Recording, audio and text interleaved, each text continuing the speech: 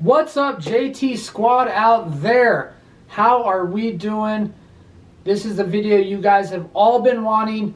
Well, I've been here 7 months now. We're going to jump into 6-month update video living in Las Vegas. I'm going to let you know if my thoughts and feelings have changed. Are they the same? Have I learned new things since moving to Las Vegas? So, if you enjoy this content, you want to move to Las Vegas, make sure you are subscribed to the channel. I, by means, don't know everything about living in Las Vegas. I just know my assessment of moving somewhere brand new, Las Vegas. I didn't know a lot about this place before moving here. Obviously, I've been here many times on vacation, but I learned a lot of cool things. And 6-month update video coming your way. Can't wait till we make it.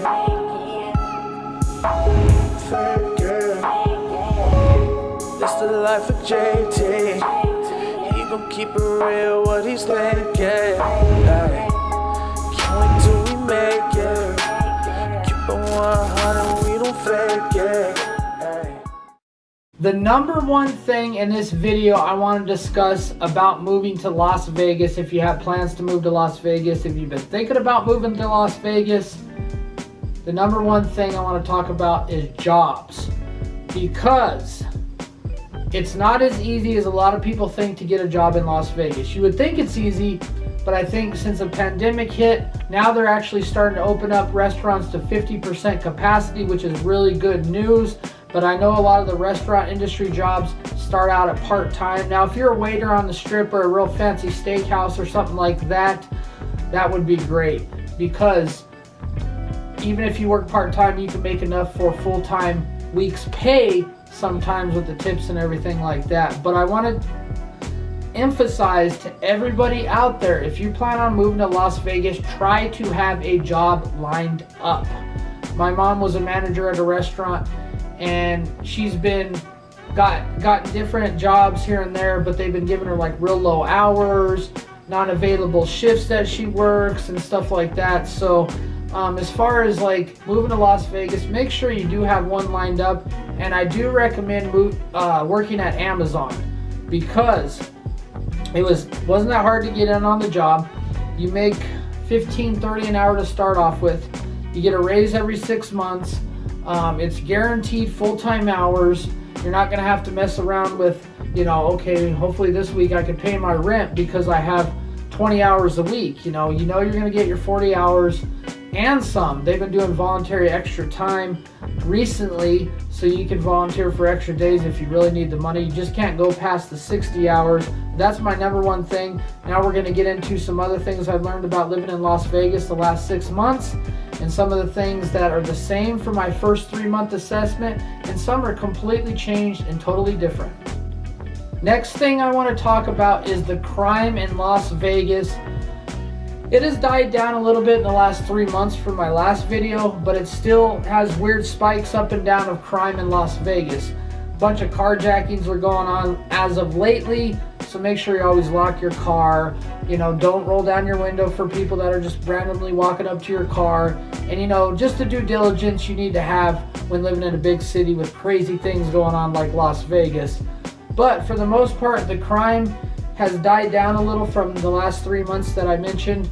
And, it's always going to be there. Also, another big thing that's been happening is pedestrians have been getting hit by cars. So, I warn you, whether you're moving to Las Vegas or you're just coming to visit, make sure you are following the crosswalk signs. If it says walk, walk. If it doesn't say walk, don't walk. Because a lot of people are getting hit by jaywalking and stuff like that and dying.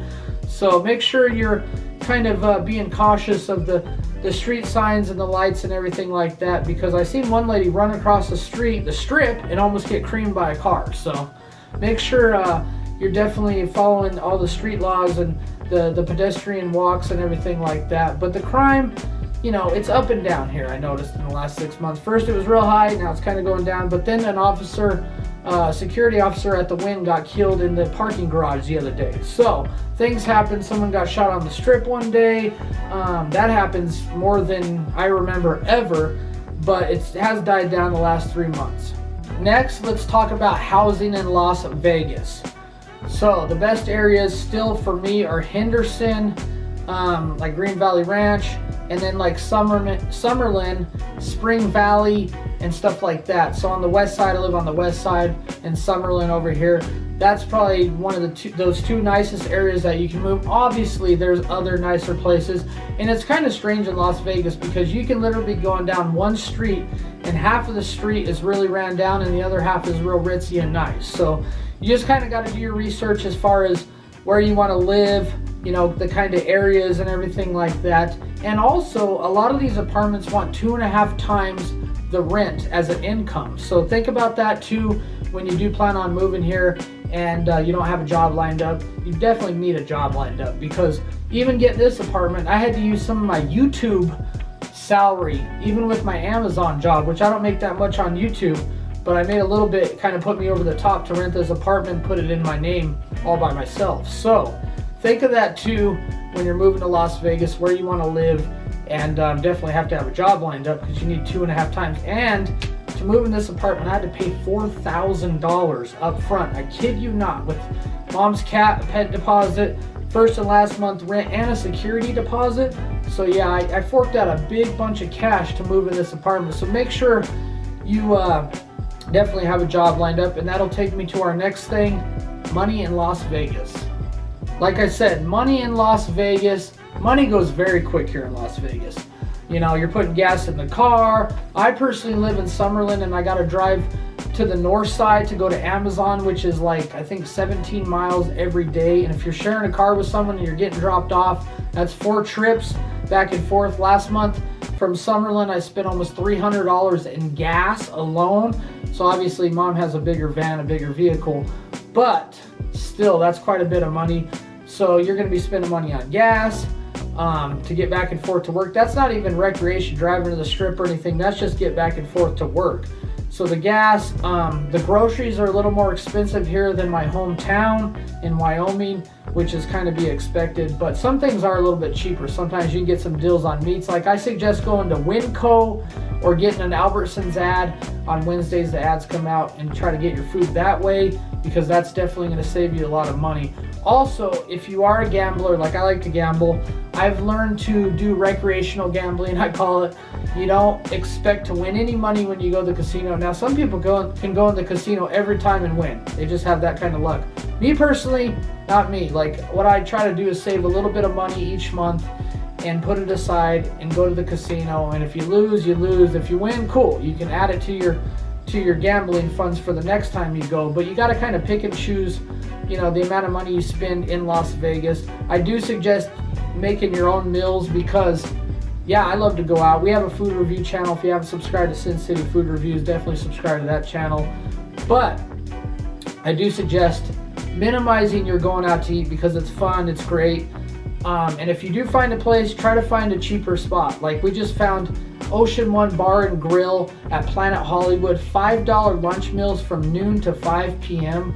So check out that video on Sin City Food Reviews, and check out Sin City Food Reviews to save you a little bit of money too. We do birthday comps here and everything like that. But definitely be due diligent of the money you spend. Try to save your money, because you never know when something could happen and you're going to need a little bit of savings. Now let's talk about the DMV nightmare. Nightmare at DMV.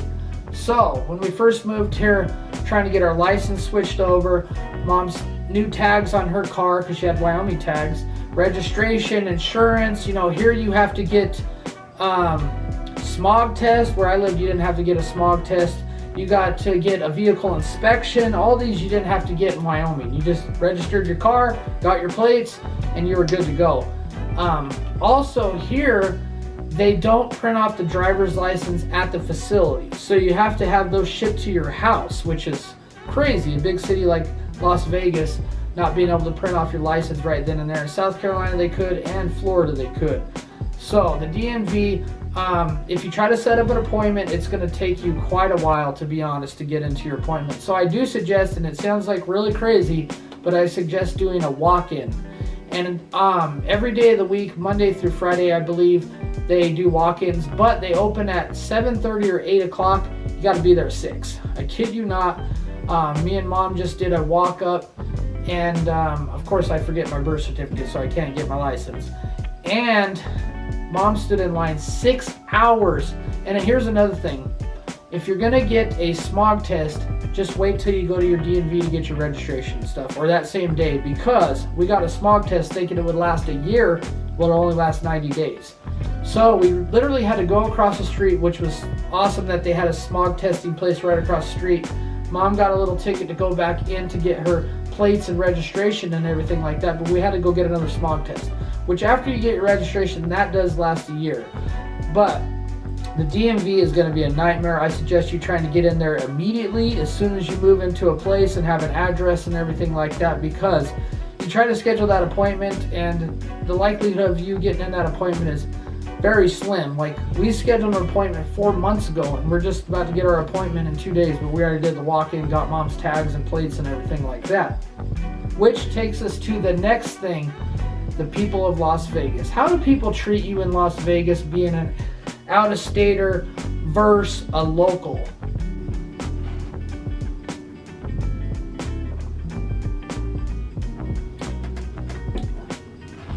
Alright, let's get into the people of Las Vegas.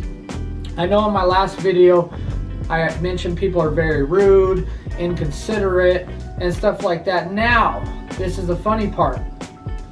Before we go to get on the highway with our Wyoming plates, no one would let you in. I kid you not. This is our assessment, what we've learned since getting the Nevada tags. So now we're technically locals, you know what I mean?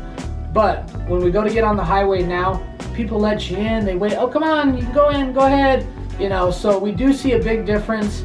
I don't know what it is. I don't know if it's just a one-time experience, but they do seem to treat out-of-staters a little awkward at times. Now, that's not everyone, obviously. There's some great people. I have talked to a lot of people that are born in Las Vegas, working at my job and stuff like that, and they say that, you know, some people don't welcome out-of-staters that well. So we have learned since we've gotten our Nevada tags that people are a lot more friendly and welcoming, and they let us in on the highway and everything like that. So that's one little weird assessment that I've learned from the 3-month to the 6-month living in Las Vegas. But I have learned to kind of, you know, fill out the situation with the people and stuff. Some people are friendly. You can walk up to them and start a conversation and they'll talk to you. Some people don't want to talk to you at all, especially at my job too. There's a lot of people really friendly at my job, but then there's some people that you're like, hey, good morning, how you doing? They just kind of snub you, give you a dirty look. So it's just kind of the territory, and I think that's everywhere you live. It doesn't matter if you live in Las Vegas, Wyoming, Ohio, Illinois, wherever, but there's always good and bad people. It kind of depends on the areas too, a little bit where you go to. Some of the, you know, real ritzy areas, there's more snobbish people, and some of the, you know, a little bit lower class neighborhoods seem a little more friendly, especially the restaurants and stuff like that. We have learned that. Okay, the last thing I want to talk about with my 6-month assessment living in Las Vegas is, drum roll,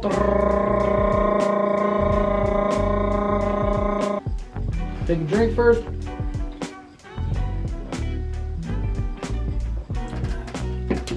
Has the pandemic affected the fun factor of living in Las Vegas or coming here on vacation? And I would say no. Obviously, things are starting to open back up right now, but you know, even when the 3-month, it was still fun to be here. You know, everything was open back up when I came here. Some places were lower capacity, some only did takeout, but for the most part, you can get any food you wanted. You can go to pretty much most of the casinos. There's still a couple still shut down, but you know, the ones by where I live and stuff like that, and the Stations casinos and, you know, off the strip, Treasure Island and whatnot like that are still open. So, fun factor, I wouldn't tell someone not to move here because there's a pandemic going on. I moved right in the middle of the pandemic. So, you know, if I could do it, you could do it. All I can say is don't listen to anybody. Don't let anybody talk you out of what you're going to do and where you're going to live. Because if you want to move to Las Vegas, be a go-getter, jump in that car, have some money saved, have a job lined up, and go to Las Vegas and live in Las Vegas. And I definitely appreciate you guys watching the videos. If you want me to do a 1-year assessment living in Las Vegas, leave a comment down below. If you have a moving date you want to live in Las Vegas or move to Las Vegas, put it down below in the comment section. Also, if you have any other questions that I didn't cover in this video, leave it in the comment down below. Check out my food review channel with my mom. We just have a lot of fun. We're not pro food reviewers or anything like that. We just have a lot of fun. We love to eat. We go to a lot of cool places, and you can check it out before you go to that place, and you know, maybe it'll put you over the top on your decision to go to that restaurant. Love you guys. Salute. Check out Life Crusher Apparel if you haven't already. We're going to be doing some more sales in the future, some free shipping and stuff like that. So we will see you next time. Thank you for joining in the channel, and check out my daily short videos from Las Vegas every single day.